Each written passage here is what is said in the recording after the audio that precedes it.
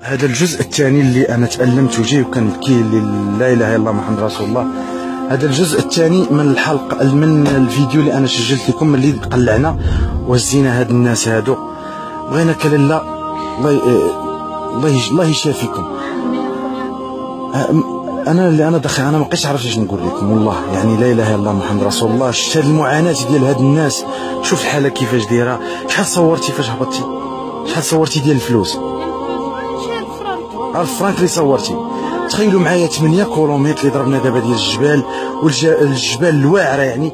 وشوف هاد الناس فين ساكنين، راه ساكنين في الجبل اللي الفوق، يعني راه الدار فينا هي الفوق. انا والله الا بكيت، يعني ما وصلت هاد الناس حتى بكيت. علاش ما كل واحد يساهم؟ كل واحد جاي الناس خاوين، انا لقيتهم في الطريق الطوموبيلات جايين خاوين. علاش ما يهزوش هاد الناس هادو؟ علاش ما نديروش خير؟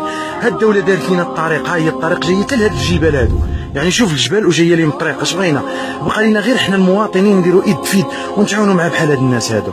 يعني لا حول ولا قوه الا بالله العلي العظيم. ملي كتبغي تولدي يا لاله كيفاش كتولدي؟ عاديه. ولا وقع لك شي مشكل؟ ما عندكش، ما كاينش اللي يعتقك ولا كاين اللي؟ اش كيتوكلوا الوليدات دابا؟ اش غادي بالعشاء للدراري؟ شنو هو العشاء اللي غاديين به؟ هو اللي غاديين به. لا حول ولا قوه.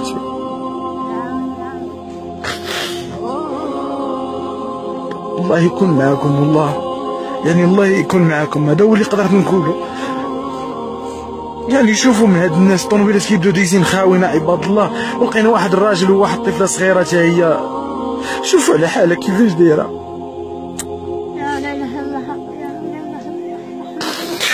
هذا هو حال الضعيف مسكين، هذا هو حاله، هذا هو الدور ديال سيدي الدين. ان شو مسكينه، شنو عندك؟ هذا كيس تما. واش ما لقيتيش باش تعالجيه ولا؟ ما كاينش. اشنو؟ خاصك باش تفتحي. ولكن ما كاين. لا اله الا الله. عطيني التليفون ديالك. شوفوا هاد السيده هادي خاصها باش تفتح، يعني هادي منادات، يعني ما فيهاش بروتوكول ولا فيها شي حاجه. نمشي عند الراجل واتصلوا بيا، لا كاين شي محسن غادي يساعدكم في سبيل الله. الله يشافيك. يلا كنتمنى ان شاء الله يا ربي تنزل الرحمه في قلوب كاع المسلمين.